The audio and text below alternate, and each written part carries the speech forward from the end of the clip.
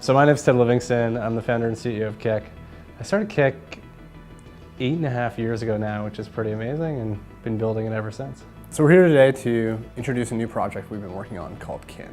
Kik is entering the blockchain space, and basically it's going to bring cryptocurrency to the masses. And what Kin is it's a decentralized ecosystem of digital services to power the daily lives of consumers. The thing that's so exciting about Kik introducing Kin is that here's a mainstream product that hundreds of millions of people have used, that many people have on their phones, that it's a brand that's understood, people know what it is, introducing a cryptocurrency versus something that nobody's ever used and never heard of before, which is really what the past history of crypto has been.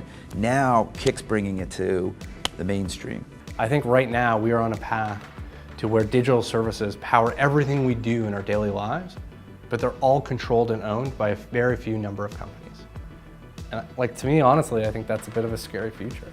So blockchain technologies and decentralized systems are like a really effective way of breaking down that silo, because it basically says, the users and the data and these proprietary resources live on an open, transparent, and community-owned database. So there's 4 steps to making this happen.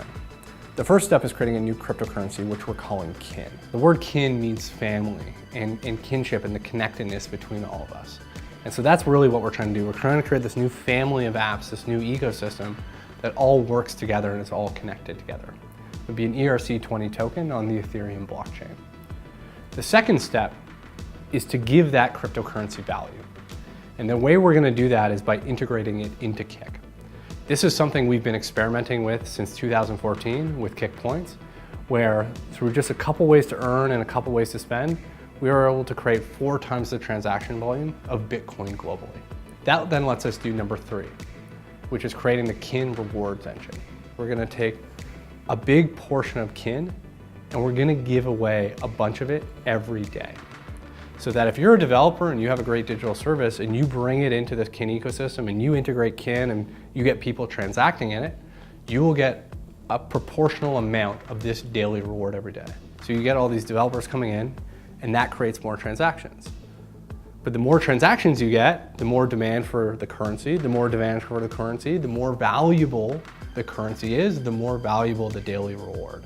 So the 4th and final step is to create the Kin Foundation to oversee all of this. Many of these projects form nonprofit organizations that protect the interests of the community as a whole. On one side, yes, they'll administer the Kin reward engine, but they will also make sure that key pieces of the infrastructure, like the identity system and the transaction system, are open and decentralized as well. I think Kin is good for the industry because it's a monetization model, a business model for social platforms, communities, messengers that really don't want to run advertising in them. Any one app that's trying to take on these behemoths is going to lose.